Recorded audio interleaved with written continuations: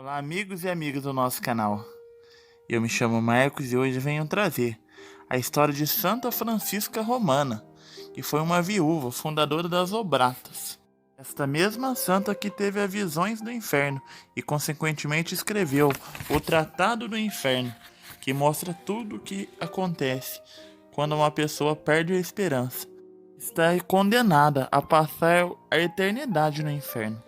Pois bem, vamos para a sua biografia. Nasceu no ano da graça, de 1384.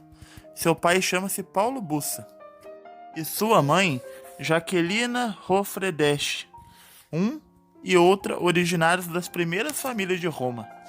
Deixou aparecer desde o berço uma tal aversão a tudo que era contrário à pureza, tanto que não suportava de nenhum homem, até mesmo seu próprio pai, alguma carícia ou outras liberdades consideradas legítimas pela natureza. Na idade de 12 anos, ela queria tanto se encerrar em um claustro para servir no restante da sua vida ao único esposo das virgens. Fez para isso todos os esforços, mas seus pais, sem consultar suas inclinações, apesar das suas repugnâncias, obrigaram-na a se casar em 1396 com Lourenço Ponziani, jovem nobre de Roma, cuja fortuna vinha desde o seu nascimento. Houve poucos casamentos tão felizes como este, porque houve poucos tão santos como este. A estima, o respeito e o amor foram mútuos, a paz, a união inabaláveis. Estes esposos viveram juntos 40 anos, sem o menor desentendimento, sem sombra de frieza. No entanto, Francisca mal mudou de estado de vida e já recaiu gravemente doente, o que foi a revelação do desgosto que ela teve entrando no compromisso do casamento.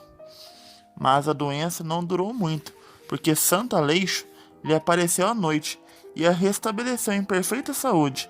A sua casa era uma verdadeira escola de virtudes. Considerava seus domésticos não como servos e servas, mas como irmãos e irmãs em Jesus Cristo, sem porém deixar que esta doçura lhe fizesse negligenciar o zelo e a justiça, quando se tratava de ofensa a Deus, porque não podia suportar que se fizesse qualquer coisa contra os interesses de sua glória. Seu primeiro cuidado foi estudar o temperamento de seu marido, a fim de evitar escrupulosamente tudo o que poderia aborrecer. Considerava-o como seu mestre e como quem para ele ocupava o lugar de Deus na terra.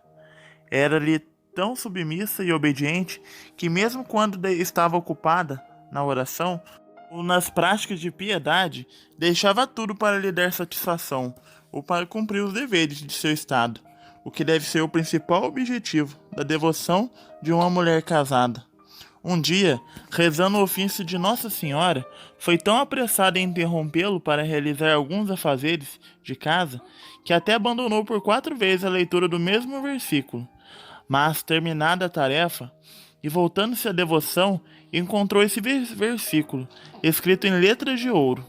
Ainda que antes fosse escrito em letras comuns, algum tempo depois, São Paulo lhe apareceu em êxtase e lhe explicou que seu anjo da guarda tinha escrito esses novos caracteres para lhe mostrar o mérito da obediência. Tendo o sacramento do matrimônio sido estabelecido por Deus para povoar o céu, pelo nascimento das crianças na terra, esta fiel esposa pediu a Nosso Senhor para lhe conceder filhos. Teve entre outros um filho que, por feliz presságio, teve por patrono São João Evangelista, diferentemente de seu irmão mais velho, que se chama João Batista. Viveu apenas 9 anos, mas nesse pouco tempo mostrou-se ter nascido mais para o céu do que para a terra, porque era dotado do dom da profecia, e predisse que seu pai iria ser ferido gravemente em uma parte do corpo, que ele indicou. E também anunciou a um religioso mendigo que muito breve mudaria de vestes. Essas profecias se verificaram. Lourenço Ponziani foi ferido em uma guerra eclodida em 1406 entre os romanos e napolitanos, e o religioso se tornou bispo. Este santo menino foi atingido pela peste que desolava a cidade de Roma no início do século XV. Anunciando sua morte, suplicou a sua mãe que lhe enviasse um confessor, porque via Santo Antônio e Santo Onofre. aos quais tinham particular devoção, lhe apareceram para conduzi-lo ao céu, o que aconteceu no mesmo dia. Foi enterrado na igreja de Santa Cecília, além Tibre. Um ano depois, a santa, rezando em seu oratório, viu seu pequeno João todo radiante de luz, e assistido por outro ainda mais radiante que ele.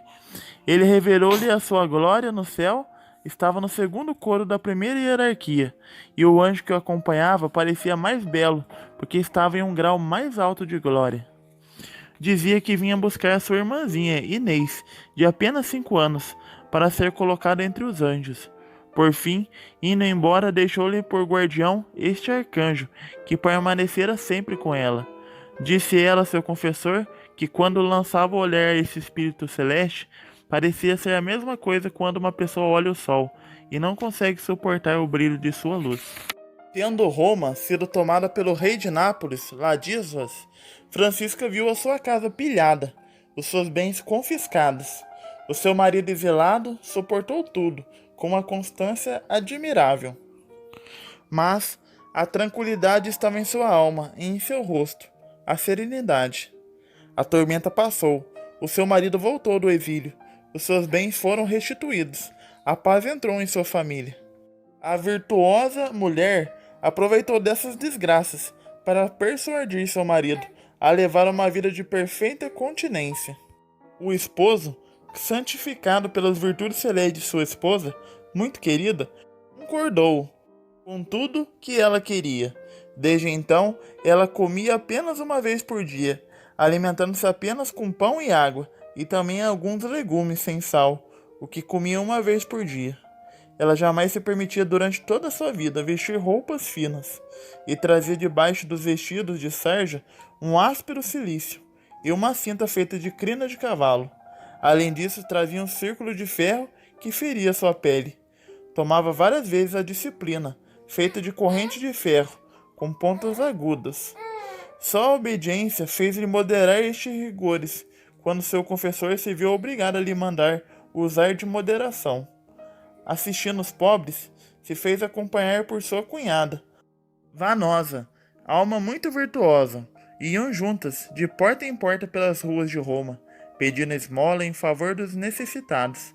Deus agradou-se tanto dessa conduta que realizou vários milagres em favor delas, multiplicando o pão e o vinho que distribuíam por seu amor. Confessava ordinariamente toda quarta-feira e todo sábado, e comungava ao menos uma vez na semana. Frequentava muito a igreja de São Pedro no Vaticano e de São Paulo, fora da cidade, a de Santa Maria em Aracoeli e de Santa Maria Nova, e a de Santa Maria em Trastevere, sempre acompanhado de sua cunhada. Narra-se que um dia foram à igreja de Santa Cecília para fazer suas devoções, e um padre que não aprovava que mulheres casadas comungassem tão frequentemente, deu a elas hóstias não consagradas, mas Francisca logo percebeu, não sentindo uma presença do seu divino esposo, como era de costume, quando recebia a Sagrada Comunhão, queixou-se ao padre Antônio de Monte Sabélio, seu confessor, que foi falar com o padre. Este lhe confessou a verdade do fato e fez penitência de sua falta. O demônio, empregando todos os seus esforços para perdê-la, apresentou a ela com aspectos pavorosos, com gestos ridículos e imodestos. Atacava muitas vezes, durante a oração, precipitava com o rosto por terra, arrastava pelos cabelos, batia nela e açoitava cruelmente. Uma noite, como ela resolveu descansar um pouco, depois de um rude combate, o demônio transportou para seu quarto o corpo de um homem morto e o manteve sob o cadáver durante muito tempo. Ela ficou tão impressionada que, depois do ocorrido, parecia que este cadáver estava sempre próximo dela, sem que pudesse se livrar do cheiro que exalava. Tanto que só a vista dos homens era-lhe um suplício, sentindo em todos os seus membros um tremor impossível. Contar aqui todas as perseguições que o demônio lhe fez e as vitórias que ela obteve sobre ele. Convertia as mulheres abandonadas ao vício. Ora expulsava de Roma um dos outros asilos, onde se obrigavam para impedi-las de perverter a inocência. Obteve, por suas orações, que seu confessor ficasse livre do espírito maligno, que o levava à ira. Uma vez o demônio precipitou Vanosa do alto de um monte e lhe quebrou quase todo o corpo. Mas Francisca, por suas orações, logo restabeleceu em perfeita saúde. Desde que se associou à piedosa Vanosa, sua cunhada, não fazia nada senão junto com ela. Em 1425, Nossa Santa empreendeu em erigir uma congregação de moças e viúvas que se dedicassem perfeitamente à piedade e à devoção sob a régua de São Bento. Ela ficou assegurada nesse piedoso projeto por várias visões celestes, onde lhe apareceram São Pedro e São Paulo, São Bento e Santa Madalena, que lhe prescreveram regras para suas religiosas. Um dia, parecia ver que São Pedro, depois de ter dado um véu e de tê-la abençoado, a oferecia a Nossa Senhora para ser recebida sob sua especial proteção e salvaguarda. A bem-aventurada Francisca tinha então cerca de 43 anos, dos quais 31 anos casada ao longo dos 12 anos que depois ainda viveu. Deus fez brilhar sua santidade por meio de vários prodígios e curas milagrosas, mas a sua humildade fazia tudo para esconder tais milagres, aplicando remédios nas partes feridas dos enfermos, mesmo que fossem contrários à saúde. Se acompanhada pelo anjo lhe escapasse uma ação ou uma palavra menos necessária, ou se deixava levar por pensamentos supérfluos, divagando sobre a lida de casa ou outros assuntos, este espírito celeste se ocultava e, pela ausência, a obrigava a se recolher e a reconhecer sua falta. A santa é representada ao lado de um anjo, que lhe serve de guia e de governante. A morte não poupa ninguém. Tendo levado seu marido, em 1436, ajeitou as coisas em pouco tempo, desfazendo de seus bens, em favor de seus filhos, que ainda estavam vivos.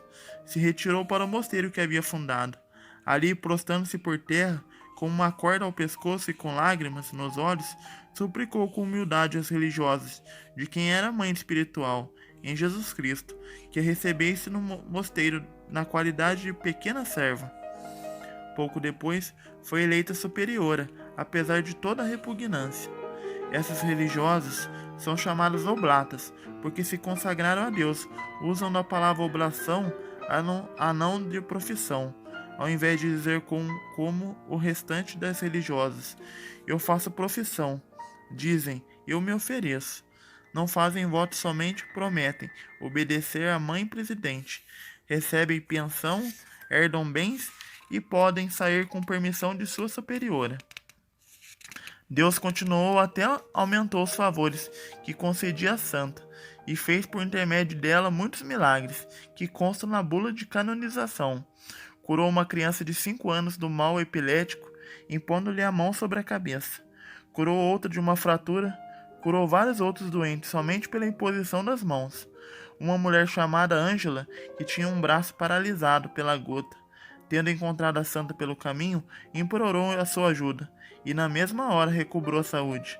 Certo dia deu de comer com fartura a 15 religiosos, com apenas alguns pedaços de pão, que mal dava para alimentar 3 pessoas. No entanto, ainda sobrou um cesto cheio de pão.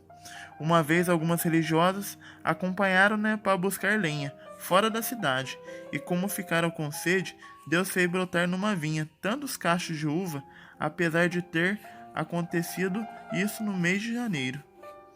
Nunca suportou nem no claustro, nem na sua casa de seu marido, que fosse servida, apesar de ser a dona da casa e a superiora do convento, mas praticando ao pé da letra a palavra de Nosso Senhor, gostava mais de servir os demais, a de ser tratada como serva. Tinha uma grande devoção para o Santíssimo Sacramento do altar. Em sua presença, elevava-se a Deus com tanto fervor que permanecia muito tempo imóvel, completada e arrebatada em espírito. Quanto à paixão de Nosso Senhor, meditava com tanta ternura que derramava abundantes lágrimas e até sofria realmente nas partes do seu corpo que correspondia à chaga de Jesus, como diz a bula de sua canonização. Tendo João Batista, seu filho mais velho, caído em uma doença muito grave, Francisca sentiu-se obrigada a cuidar dele, visto que ela não negava isso aos estranhos. Ela foi acometida por uma ardente febre tão forte que, não podendo sequer sair do lugar, se sentiu obrigada a se dispor à morte, com a recepção dos sacramentos. Tendo Deus lhe revelado que o 7º dia da sua doença seria o último da sua vida, ela avisou 4 dias antes, dizendo: Deus seja bendito. O mais tardar na quinta-feira passarei dessa vida para melhor. Na quarta-feira seguinte, 9 de março de 1440, entregou seu espírito a seu Criador, com uma tranquilidade admirável e sem sinal de dor. Estava com 56 anos de idade, passou 12 na casa de seu pai, 40 no casamento e 4 em religião. O seu corpo foi levado para a igreja de Santa Maria Nova, onde permaneceu 3 dias exposto à visitação de todo o povo, que acorreu numeroso para admirar as maravilhas de Deus. Deste precioso corpo exalava um perfume tão agradável que parecia que toda a igreja estivesse cheia de jasmins, de cravos e rosas. Numerosos milagres realizaram em sua sepultura, com um simples toque nos objetos que lhe tinham pertencido, sobretudo milagres para todas as pessoas acometidas pela peste. Um fabricante de perfume chamado Jerônimo, estando no fim da vida, foi curado depois de ter tocado uma roupa da santa. Uma mulher chamada Madalena de Clarere foi preservada da morte pela simples invocação do nome da santa. Multidão de doentes foi curada pelo mérito de sua intercessão. Um turco chamado Beli era tão endurecido que ninguém conseguia convertê-lo. A única coisa obtida dele foi dizer: Francisca, serva de Deus, lembrai-vos de mim. E ele se converteu. Todas essas maravilhas incitaram muitos, os sumos pontífices, a proceder à canonização dessa ilustre romana. Eugênio IV, Nicolau V e Clemente VIII trabalharam nisso. Paulo V encerrou este santo assunto no dia 29 de maio de 1608. Inocente X mandou celebrar a festa com um ofício duplo, o que se faz no dia 9 de maio. O corpo da santa permaneceu enterrado por mais de 200 anos. Foi exumado em 1638 e encerrado num belo relicário de cobre dourado. A festa da Santa Francisca é feriado em Roma, como era em Paris a de São Roque, antes da Revolução. Isto é, sem ser preceito, ela é ocasião de grande solenidade. Pois bem, meus amigos e amigas, sem delongas, agradecemos a Deus a vida desses inúmeros santos que estão no céu. Santa Francisca foi uma dessas santas, que não somente por seus atos meritórios, mas foi antes mãe, filha, esposa e finalmente religiosa, e se entregou por tudo, pelo tudo que é Deus. E teve visões que nos revelaram o caminho que não deve ser trilhado, aquele lugar que nós não fomos feitos para ele, que é o inferno, mas sim o céu. Mesmo que poucas homilias escutemos sobre o inferno, sabemos na vida dos santos o quão deve ser perigoso este caminho, que é a porta larga, mas o caminho da porta estreita nos dá a esperança de um dia chegar ao banquete celestial, que cearemos com os anjos e com os santos e com nosso Senhor Jesus Cristo. Rezemos, pedindo a intercessão de Santa Francisca Romana, a graça de poder caminhar em santidade e amar sempre cada vez mais a Deus. Rezemos. Ave Maria, cheia de graça, o Senhor é convosco. Bendita sois vós entre as mulheres, e bendito é o fruto do vosso ventre, Jesus. Santa Maria, Mãe de Deus, rogai por nós, pecadores, agora e na hora de nossa morte. Amém. Santa Francisca Romano, rogai por nós. São João Paulo II, rogai por nós. São Padre Pio, rogai por nós. Muito obrigado pela sua companhia. Até o próximo vídeo. Fique com Deus, com as bênçãos da bem-aventurada Virgem Maria.